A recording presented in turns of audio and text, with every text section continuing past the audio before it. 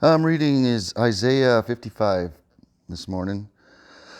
Come, everyone who is thirsty, come to the waters, and you without money, come buy and eat.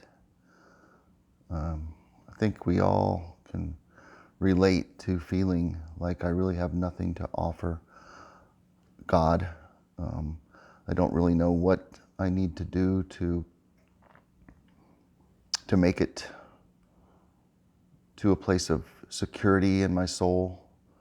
I don't have any idea.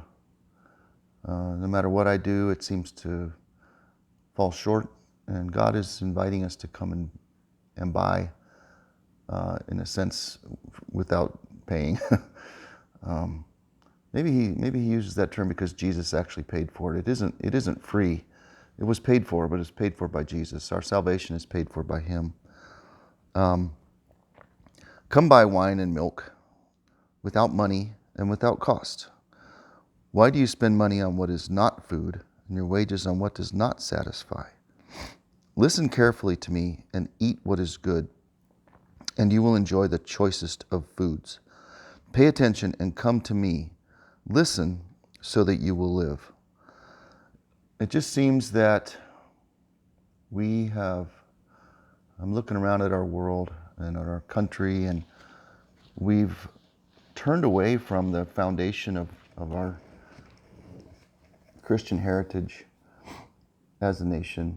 I think we thought that was a good idea in the 60s to take prayer out of schools. In the 20s we had the Clarence Darrow trials where they tried to make it sound like it's much more intelligent to believe that a big ball of hydrogen gas pre-existed everything, blew up, rained on a bunch of rocks for billions of years, and amoeba arose and eventually turned into people.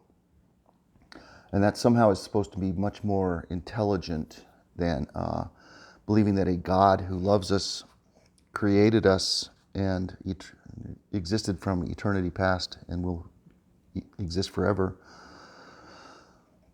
And He knows what we need in life. He knows how to save us. He knows how our lives should look.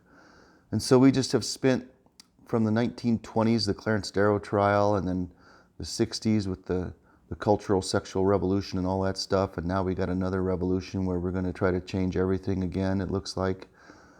Give it your best shot. I don't see it doing any good. And I think that ultimately we need to be returning to the Lord, the one who gave us life, the one who created all things, the one who is the eternal Spirit from whom we came, and who came to us in the form of His Holy Son and His eternal Word, the eternal life, the eternal spoken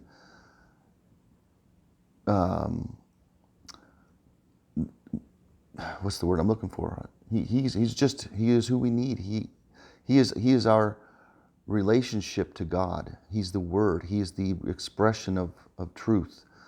We can find it in Jesus. We look at the we look at the Sermon on the Mount, and you can see Jesus declaring who we should be, and all of us are so far from it. Blessed are those who mourn, not those who are just sad about everything and upset with their life and mad at God, but who mourn. This world is sad. It's not working out. It's not looking real good. Things aren't going right.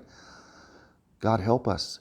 Blessed are those who hunger and thirst after righteousness, the truth. They want the truth. We want it when we really want to know what's right, what's wrong. We don't want to try to figure it out and create our own new reality, but we really want to know what is right.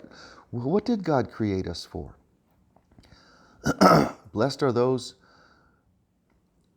you when people will curse you and make fun of you because you're just not going along with their new ideas of how to run the world.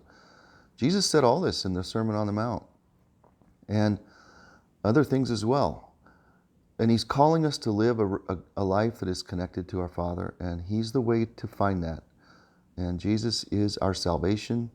He came, He lived, He died, He was buried, He rose, and He was seen by all the apostles, none of whom killed for Him, but almost all of whom were killed for Him because they wouldn't lie about what they had seen. And He is real, He's true, and He loves us. And we need to, if we want to know God and we want to live forever, we want to walk in the light that He's given us and not try to create our own new rules for everything and live in a world that's just full of crazy nonsense, we need to return to the Lord and come and buy and eat from Him. And that's through Jesus Christ.